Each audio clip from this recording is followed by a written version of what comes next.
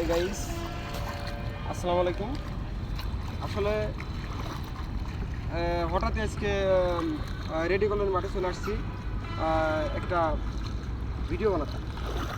এখন আপনাদেরকে দেখাই এই যে এটা স্কুল মাঠ, এই যে স্কুলের মাঠ পরিপূর্ণ পানিতে একাকার। এই যে স্কুলের সামনে একটু দেখাই,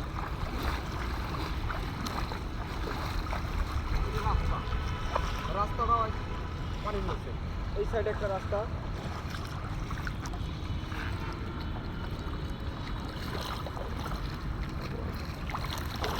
এই যে রাস্তা, এইটা একটা রাস্তা, এই রাস্তাও পানির নিচে।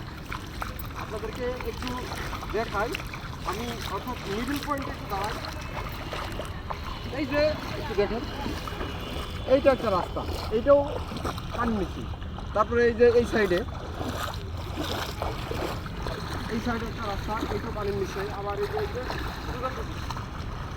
একদম স্কুলের মাঠ থেকে একদম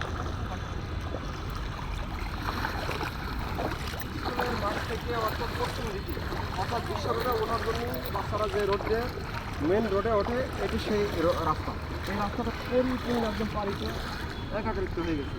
মানে এই যে দেখায় আপনাদের পানি, দেখছেন পানি। আসলে চলাটাই অনেকটা দুষ্কর এবং অনেকটাই কষ্টকর।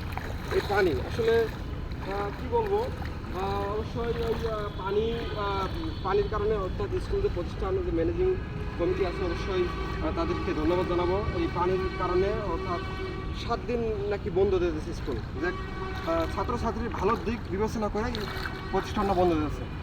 তাই ম্যানেজিং কমিটিকে অবশ্যই ধন্যবাদ জানাই। এই জন্য সবাইকে আল্লাহ হাফিজ, আসসালামু আলাইকুম।